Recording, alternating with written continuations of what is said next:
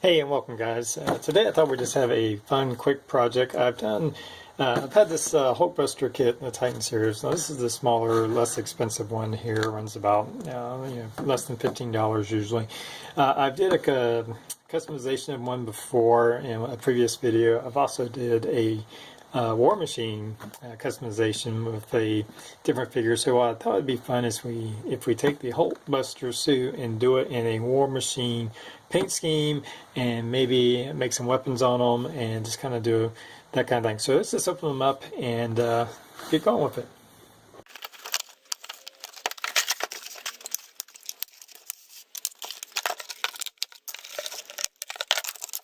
We got them out of the package, and one of the first things we want to do is I do want to address these seam lines that are in front of the legs, front and back of the legs, and the sides of the arms. So I do want to address those. So we're just going to work on sanding those down, possibly putting them up if we need to.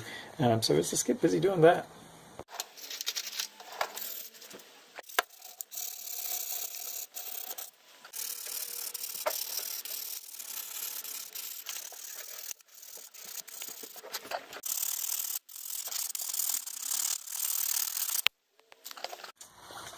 All right, still working on the sanding. There's quite a bit left to do. Some of it's pretty significant seams, so just trying to smoothen all those out. I'm coming all the way down the front, like I said.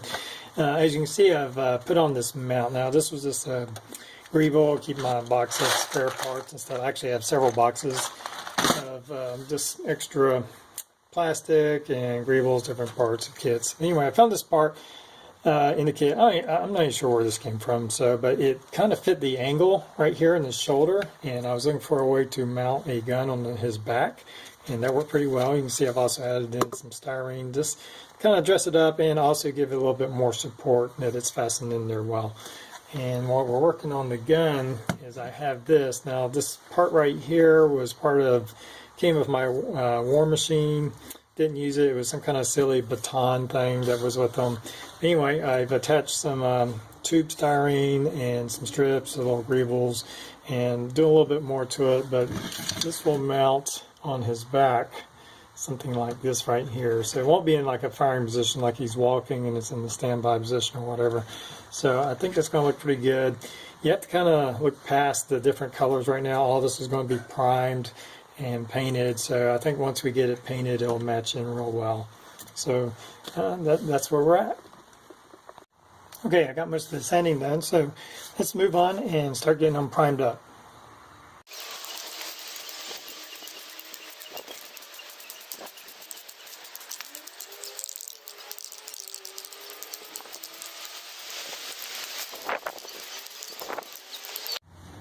Alright, we got them all primed up. I've redressed all the seam lines, and I've now glued his arms and legs into place. He's going to be a static display, so I don't want his arms moving up and down. The main reason is because when you move them, there's going to be some exposed parts, and because we're painting them, if you move it back and forth, it's going to wear away that paint and mess up the paint job. So we're just going to go ahead and lock his arms and legs in place. It will make painting a little bit trickier, but since the base coat's got to go on, I really don't see any way around it. I don't want to jeopardize messing up the paint. But we're just going to, the primer's been setting for 24 hours now, so it's nice and cured onto the model. I am, before I start painting over it, going to go over some very fine sandpaper and just kind of smoothing out some of the edges here, because I want a nice polished look to them when we get done. So once I get that done, we're going to start with just some fine coats of our charcoal gray and build up. So it's going to take a few days to get everything covered up on it.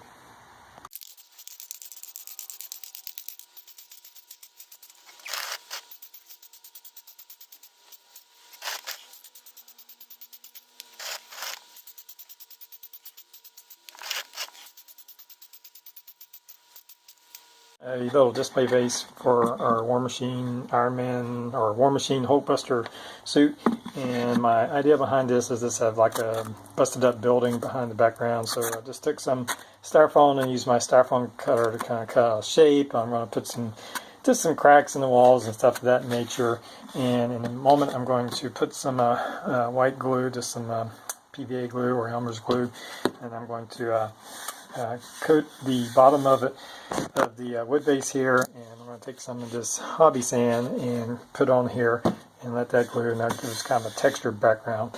Now once I get all of that done, I'll go in and I'm just going to hand paint all of it with some browns and different colors to give it a weathered, beat up look. So just keep going from here. Okay, I've applied the first coat of our charcoal gray, gloss charcoal gray, and it's looking pretty good. I've given it 24 hours to dry, but I'm going to put a second coat, and one area I need to address is, of course, when I had them standing up painting the first time, there's areas where it wasn't being hit, obviously, from the bottom, so he is going to be screwed into the base, so I went ahead and attached the screw. This way I can hang a cord to it and hang them upside down and then spray and reach all these areas that were missed with the first coat. So I'll just get busy doing that. Alright, so back to working on the base. We did several layers of sand. Again, that was just a mixture of white glue and water. Pasted on, then adding in sand, letting it dry, putting on another layer, and I did about 3 layers of that. Of course, we have our styrofoam where we've put some of the sand on top, and now I'm just starting to go over put a base coat of paint, and I'm simply using this acrylic paint. You can find these at hobby craft stores all around. You know, sometimes for as little as $1 for a container like this, which is 2 fluid ounces. And what I'm doing is I mixed it in with a little water. It is pretty thick out of the container, so I just mixed it in with a little water, and we're going to start putting our base coat over the styrofoam. Now I'm going for just like a textured wall, maybe like a third world country type wall. It doesn't matter if we get it on the sand right now. All that's going to be repainted, so that's alright. And later we'll go in and we'll add some darker colors into the cracks to bring those out, and we'll do some weathering and texturing on the wall. But this is just the base coat, and then we're just kind of covering it up here, and I think it looks pretty good. Once you get it covered up and starts hiding it, the styrofoam and mixing the sand together gives it that really textured, beat up, kind of thrown together wall you might find somewhere. And just using a normal paintbrush.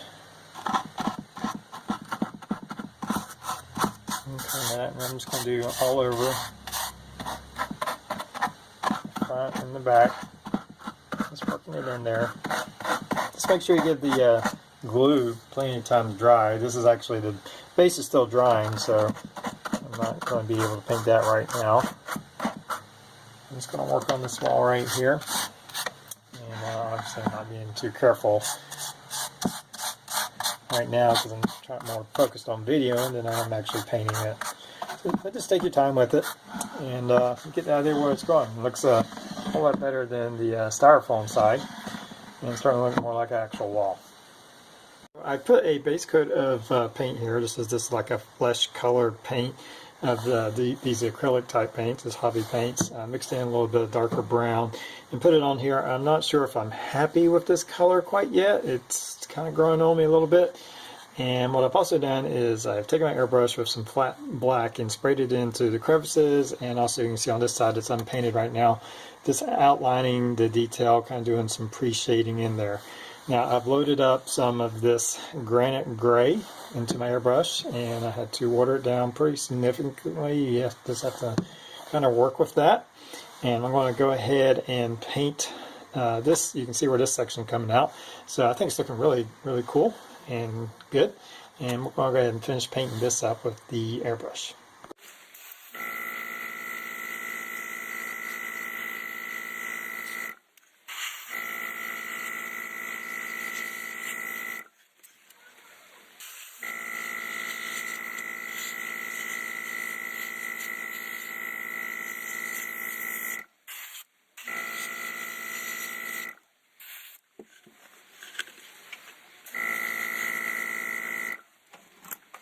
It's really starting to come together now.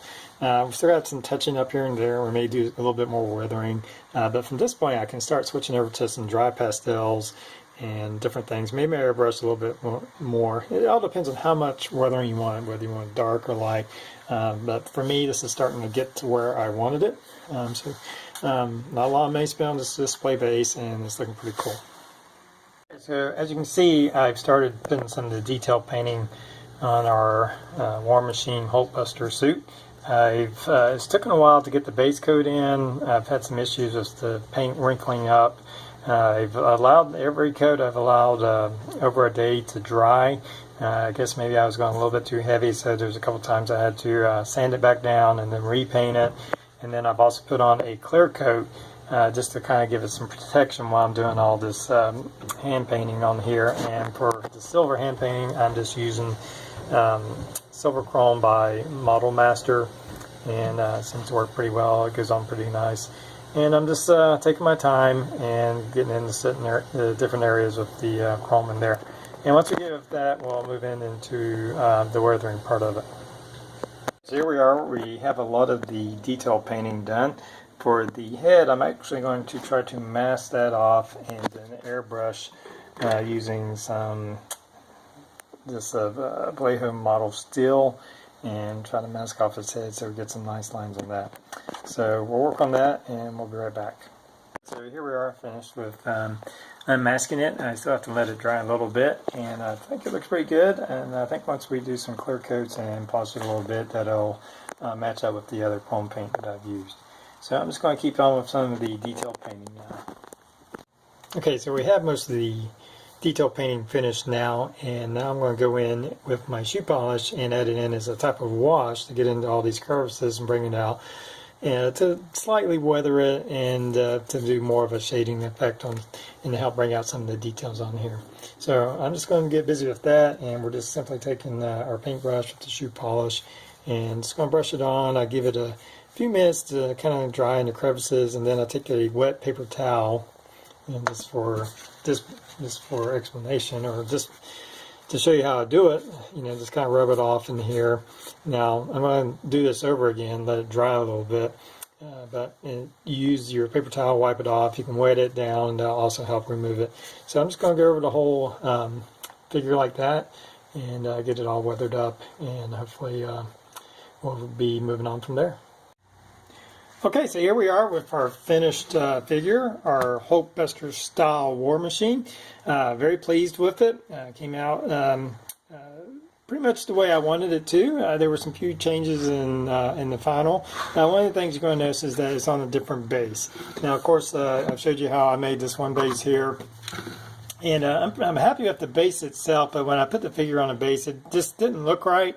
It looked like it was kind of off scale with the base here and just the colors and stuff. This wasn't going well with it. I may use this for something else because I still like this. I think it turned out okay. It just didn't go with the figure well. So for now, I just went with something far more simpler. And this is just a piece of regular wood that I got at like Home Depot. It was 6 inches wide, and it's probably about, I don't know, 4 feet long. And I just cut off about a 8-inch section here, 7-8-inch section. I didn't measure it, just kind of went by what the figure needed.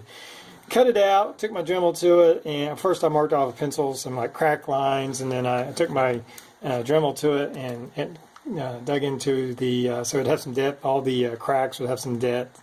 I went in with some black paint and stuff first, and then back over with a textured paint, and I just used this Rust-Oleum texture paint. It gives it that kind of gritty, sandy look, so we'd have some nice texture to our base there. So something simple.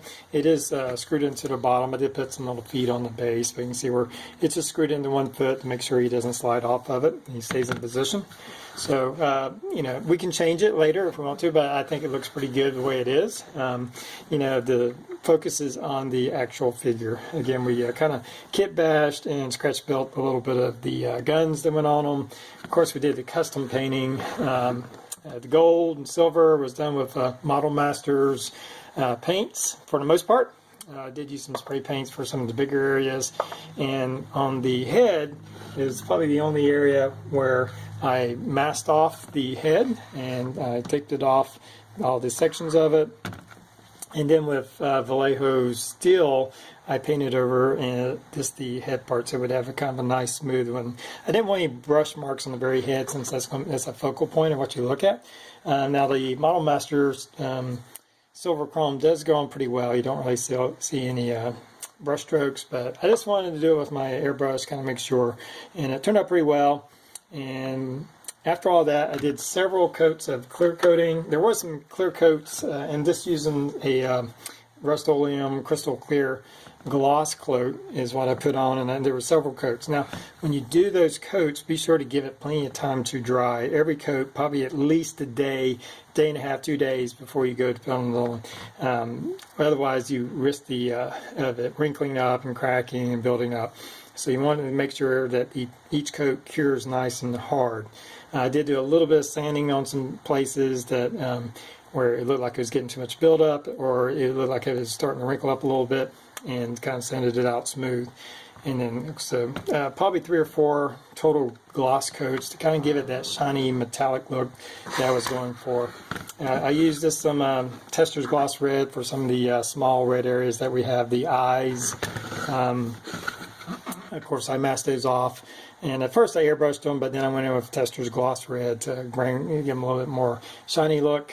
And we did our shoe polish, weathering, more so to bring out detail than to have weathering, because I wanted them to have that nice shiny metallic look to them.